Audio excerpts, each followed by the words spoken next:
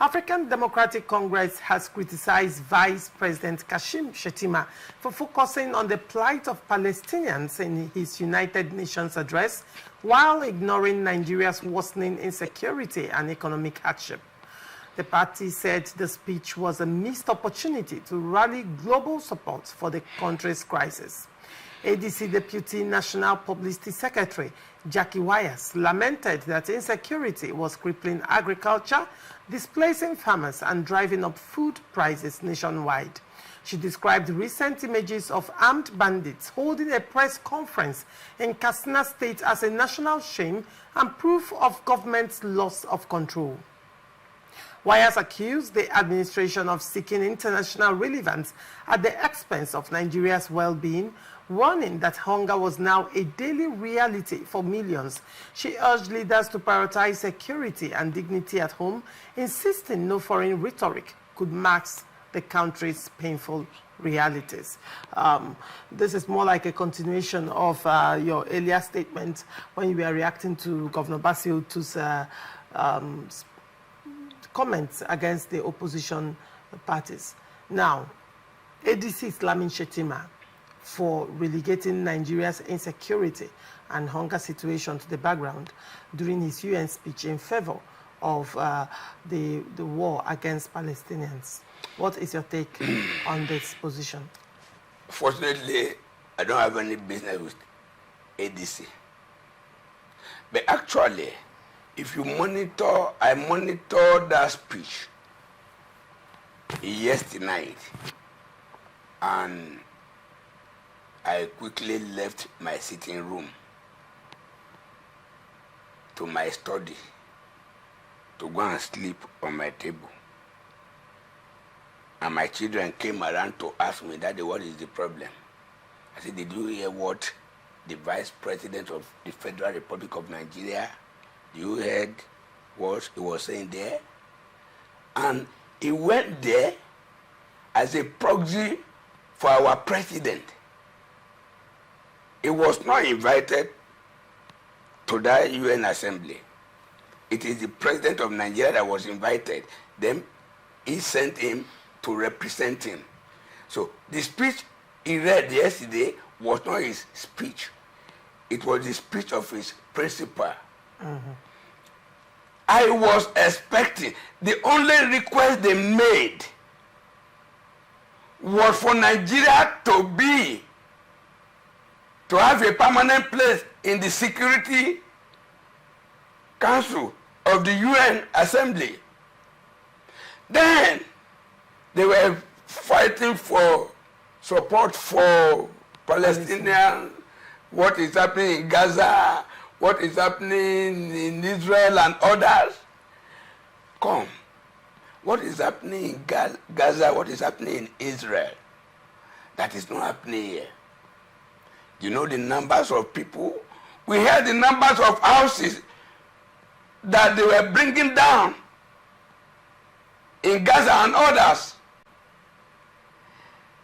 Go to the figures of persons that have been assassinated, gruesomely murdered in Nigeria. I was on your radio platform yesterday. We discussed about over 11,000 Nigerians from only one state were gruesomely murdered. That from Plateau State. Mention was not made of Borno State. Mention was not made of Benue, Katsina, Niger, Sokoto, Kebbi, Kaduna, and some part of Kogi State. But only one state, about 11,000 Nigerians were gruesomely murdered. See what we are passing through today in Nigeria. This is, does that know what he mentioned at that assembly? They say charity begins at home. Your children are not feeding well at home. You are going to a restaurant to beg food for another person's children. That is it. I was ashamed to call myself a Nigerian yesterday. We have, Nigerians are dying. How many Nigerians today that can travel by road How many Nigerians today that can afford flying? Look at what happened to train. As a result of insecurity, a tuber of yam now 10,000, 12,000, that we formerly buy for 1,000. As a result of what? Insecurity, beans, and others, garlic, turmeric, and others. Which part of this country today that is very safe? And that was what I was expecting our leaders to go to the UN, to go and tender apology, request, please let us help Nigeria. But we are not saying that. We are saying we want to be member in order, and when they say, okay, they give us, in order to carry one loyalist of APC to go and be the permanent representative. That is all. For political purpose. But they are now begging that they should go. This is funny.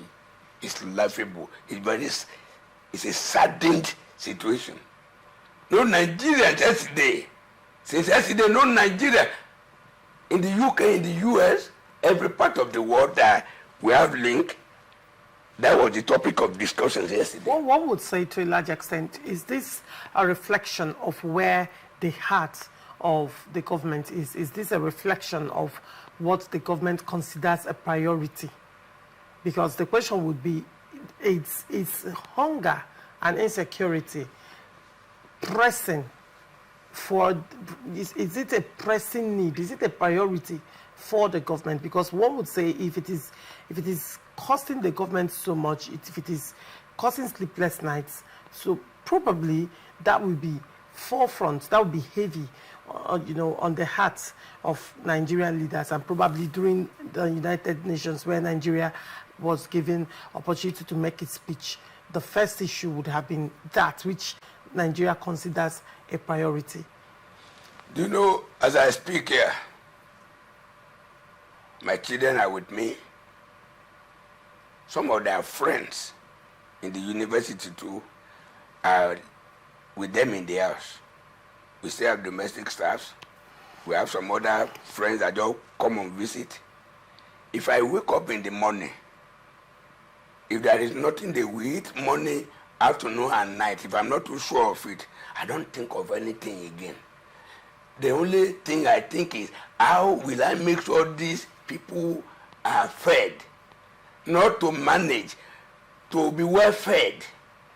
That is to say, that is always my priority. You understand? And that is the same way it will happen to our leaders. We are their children. We don't have hands in the national team, in the pool account, in the federation account, in the consolidated account, in the foreign account. They are running it, they are maintaining it. If they are thinking about us, I think the only request I was expecting them to make in that UN Council, the only request is how. Because if today in Nigeria, if they get the security right, everything will bounce back to normal. So I was expecting the only request. They should even make request 1, 2, 3, 4, 5. My spiritual father said, there is only one qualification, there's only 3 qualifications that will make you work with him. The number 1 qualification is integrity. The number 2 qualification is integrity. The number 3 qualification is integrity. If they are going to make 10 requests, I would have expected request 1 through to 10 to be come and help us to ravage the insecurity in this country. That should be, if they were going to make 10 requests, that could be entire. They say your house is on fire. You are begging neighbors to go and help you quench the fire in another person's compound.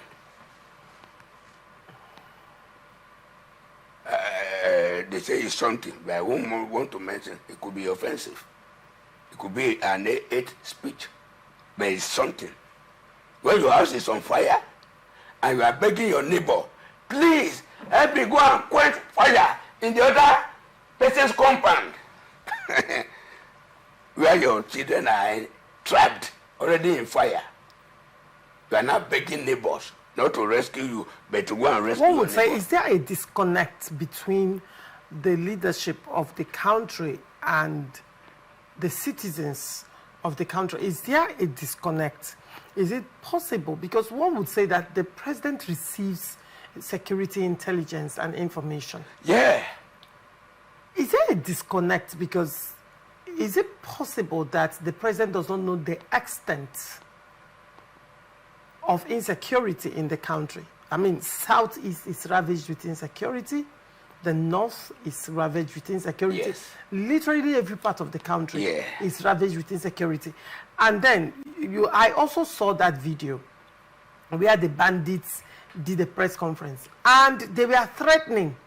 Their faces were not covered. And I was like, wow, the audacity. Living condition.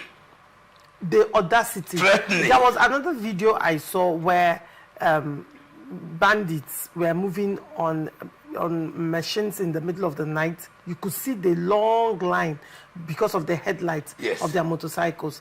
And they drove and attacked a base, and nothing happened. It was going on, and people were seeing it through the CCTV and discussing it and talking about it.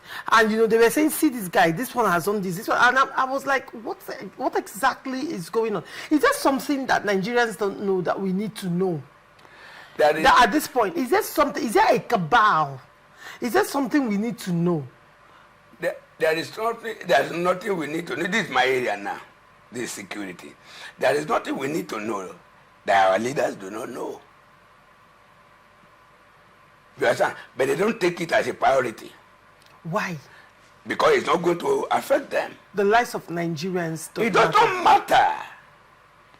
If a governor is moving from here to airport, go and check the numbers of security. If you are moving, if 200,000 Rivers people are moving to the airport, there won't be one boys brigade. This is what we are talking about. They call the bandits terrorists for negotiation. It's not the terrorists that call government for negotiation, no. To say, now we want to down tool. Because if they are doing that at the point of weakness. If we are the one doing that with them, we are doing it at the point of weakness. And you see a bandit leader did not cover his face. Somewhere camouflage. He wear military camouflage and has about 30 magazines. Wow. That means he could shoot from now till night. He had it with him, and all the boys were brandishing all sorts of weapons. Sophisticated weapons. And they were giving conditions, threatening that if you like, kill 10. If you kill 10 today, we will recruit 20 tomorrow. And at the end of that meeting, those people walked away. And tomorrow, we will say they are in the wanted list. That is the kleptocratic system. They are in the wanted. Somebody that is in the wanted list. That was sometimes ago in a particular local government in Zamfara State. A bandit leader was to ban as a chief, and nothing happened. When Masari was the governor of Katsina State, he went to meet them on the mountain with the escort of DSS, police, army, and others. And when those people appeared to them, they were heavily loaded. And they were the one giving the governor condition. And at the end of the day, what happened? Our leaders, very serious to tackle this insecurity. Assuming we are incapacitated.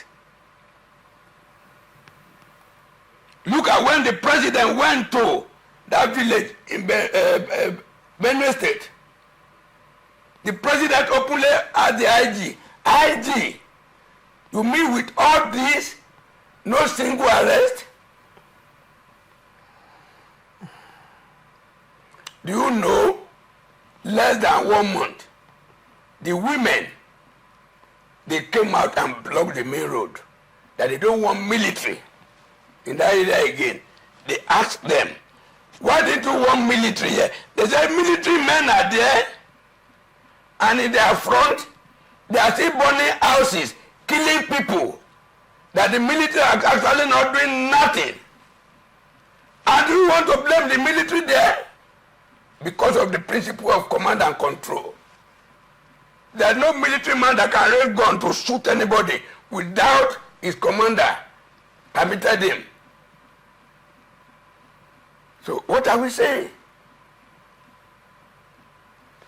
I was looking at the vice president yesterday, assuming he was not reading through his iPad.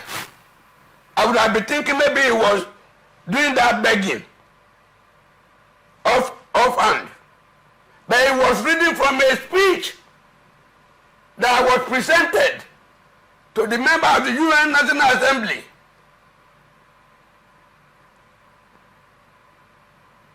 So what are we saying?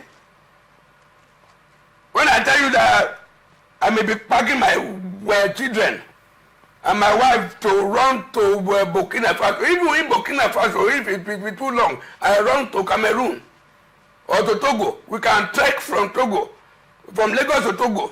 Maybe before we trek for 4 days, we are there. To go and do farm work and live in peace. Than to be making money here. Be afraid. You have good car now, you cannot drive it. You don't know who. In a situation whereby these people are just in Kogi State last week, 4 policemen were slaughtered at a checkpoint. In Benue State, military men were killed. They lay ambush waiting for them, they kill them. If those people that are supposed to protect you are being slaughtered like that, are you safe? Who is safe today in Nigeria? If not God, that is helping us. Is saddened. Right. Now, I'm going to read part of some reports by the Global Center for Responsibility, for the responsibility to protect. Some of its reports says, let's say, first of all, according to the National Human Rights Commission, at least 2,266 people were killed by bandits or insurgents in Nigeria during the first half of 2025, surpassing the total number of such deaths in all of 2024. Boko Haram and ISWAP have escalated their campaigns in 2025, launching daily attacks on civilians and security forces. Suspected Boko Haram insurgents remain active in their stronghold regions of Yobe and Borno State. Between May 12 and 13, ISWAP perpetrated its most sophisticated assault since launching a renewed offensive in March, attacking military installations, towns and roadways, and seizing control of strategic sites in Borno State. On May 12, suspected ISWAP militants captured the town of Mate, abducting several soldiers and reinforcing their foothold near Lake Chad's critical smuggling routes. On 20 June, a suicide bomber killed at least 10 people and injured several others in an explosion in Borno. No group claimed responsibility for the attack, but signs indicate possibly Boko Haram or ISWAP. Now, it says violence persisted in May and June with at least 62 additional deaths. In Benue State, between 13 and 14 June, at least 150 people were reportedly killed in an overnight assault on Yelwata village. Now, I can go on and on because I even talked about Plateau State and all of that. It's a lot to read. But now, that of insurgency is pegged at 2,000 266 persons. Now, we've not entered the data for ISWAP, the data for Boko Haram, the data for unknown gunmen, and then and this is in the north. Then when you come down to the southeast, we also have data. And the truth remains that these incidents are actually underreported. Yeah. And most times when it happens, the exact figure is not exactly reported, probably to, manage the information and the situation. Exactly. Now, one would say with these back-to-back killings, abductions, seizure of an entire state, right? At no point did the federal government say, okay, with regards to probably Borno State, for example, we are declaring state of emergency, even if it's for 2 months, and then have the military saturate that environment and ensure that peace and order is restored. I am wondering how Nigeria, was it not the same Nigeria military that fought in Ekomog War? Was it not the same Nigeria military that went to fight for nations? Yes. And secured victory? Nigerian military at some point was one of the most celebrated military forces in Africa. Even in the world. So how come we are able to secure nations and yet we are unable to secure certain states within our sovereign nation? Like, I'm trying to make it make sense to me. If the government was quick to declare state of emergency over political crisis that possibly was going to threaten the economic stability of Nigeria, does it mean that economic stability, the federal government priced economic stability over human life? I mean, people are being murdered, and the people, their faces are known, and they have the audacity to call a press conference. Until now, nothing is happening about it. And then we have an opportunity to address the world, and we are talking about Palestine and Gaza. And I need someone to make it make sense to me. That is the reason why I tell you that your children are hungry at home, but you went to a restaurant, you are begging food for the children of far away neighbor. Does it make sense? No. Come, there is no part of the world that people are comfortable with state of emergency. Despite the fact that it does not have anything to do with democratic institution of that state. But the Northern Elders Forum about 3 weeks ago came out publicly that federal government should declare state of emergency in the northern Nigeria. What does that mean? They should militarize the entire north. They should over-police the entire north in order to ravage these bandits and terrorists. Why are they crying out? There is no single industries in the northern Nigeria. There are no companies in northern Nigeria. But I have a question. The only industry there is farm, and people could no longer go to farm. We also have issue of mining. Mining is going on mining peacefully. Are done by few individuals. Sometimes ago, you heard a senator who had been a governor, who had been a national chairman of a party. He said something on the floor of the Senate. He did not say it in his house, that people misquote him. He said it on the floor of the Senate, that social category of person are the one that are mining the gold in social state, and thereby those people that are protecting the illegal miners, they are these criminals. Now the question is, what was the response from the federal government of Nigeria? Hi Chief Jackson, the question is, now in some of these states where mining is going on, yes, there is insecurity. Yes, but the insecurity does not affect. The insecurity affects farming, yes, and agriculture. Yeah. But I am trying to make it make sense how they are able to mine. And the insecurity does not affect them. Reports of insecurity or one miner has been killed. Yes. Or kidnapped. Assassinated. Or kidnapped. Or kidnapped. How is that possible? Because make it make sense to me. I am actually asking honest questions that I know that a lot of Nigerians are curious about. Senator, is there something the government is not telling us? Senator Osumole said it on the floor of the Senate. That are some retired generals that are sponsoring the mining. Illegal mining in Zamfara state, and those are the people that are bringing about this insecurity. A sitting senator said it on the floor of the Senate, and what was the response from the presidency? No response. What was the response from the office of National Security Advisor? No response. No action taken till tomorrow. Now, the Yoruba made a proverb. They say a witch cried yesterday, Pekin died today. Who no go know say na Pekin, the witch that cried yesterday that killed the Pekin today. If every other person, if in this studio here, you are charging your phone there, your crew boys are charging their phone, but every now and then it is their own it is their own charger and phone that they are stealing. They are not stealing your own. So they don't need to go and do investigation before they know that possibly you are the one. Because if they are stealing out the phones, they should be able to steal your phone too. That is a simple analysis.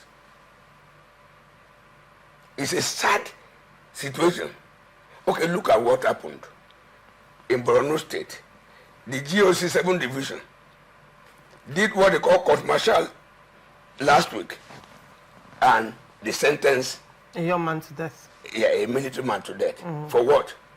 He was selling arms and ammunition to the terrorists.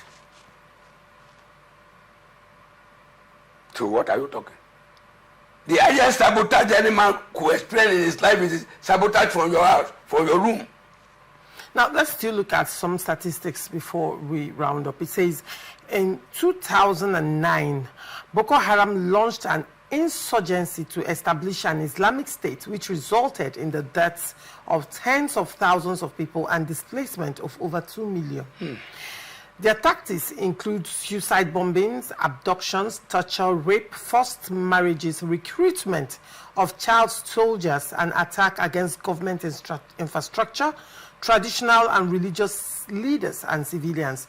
Since 2014, more than 1,600 children have been abducted or kidnapped, with at least 580 civilians, primarily women and children, kidnapped across several states in 2024 alone.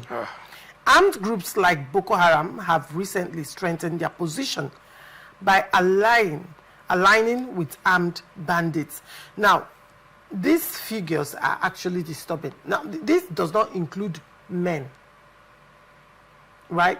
Yes. This figure, they said 1,600 children alone. That's soft target. Women no, 1,600 children alone. Yes. In this instance, the statistics pegged the children at 1,600. Then 580 civilians in 2024 alone did not include men, just women and children. Soft targets. This is crime against women and children. And, you know, it's a crime against humanity that now the world is talking about Gaza, Palestine, and they are able to buy the sympathy of the world, not with the deaths of men, but with that of women and children.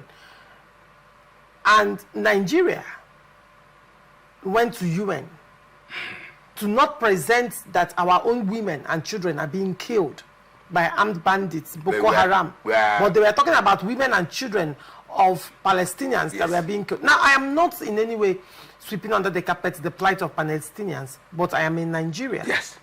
And it's difficult to move from one state to another. In fact, as you're driving on the highway, you're just praying to God. Yes. May I come back with my head on my neck? And that is our reality that we are living every day.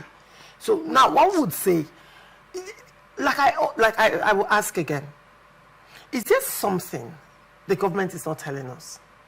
Does the life, it appears in Nigeria that cows have more value than human beings. The life of a human being is nonsense compared to one cow. A cow has more value than a human being. I mean, because you recall, I have seen videos where cows ate poisoned weeds in farms, and you see some people coming out to get angry, make videos of dead cows, and it went viral, and you saw the reaction that cows died. Yes. For vandalizing people's farms. Yes. But people are killed, and it's underreported. People are killed, and we are at a stage in Nigeria where we've lost humanity. It doesn't matter anymore. You know, let us come from the angle of cow. So possibly in Nigeria today, I think what they do now is they value the body weight more than the importance of the source. Because body weight of a cow is more than putting 10 human beings together. So they value the body weight of the cow more than that of human being today. And abnormality has already become a norm. We are now sleeping with it now. It now becomes, when they just say, how many people? Oh, 20 people, they kill 20 people. Oh, thank God, though, last week was 100, though. But in some countries, only one person, they must get to the root.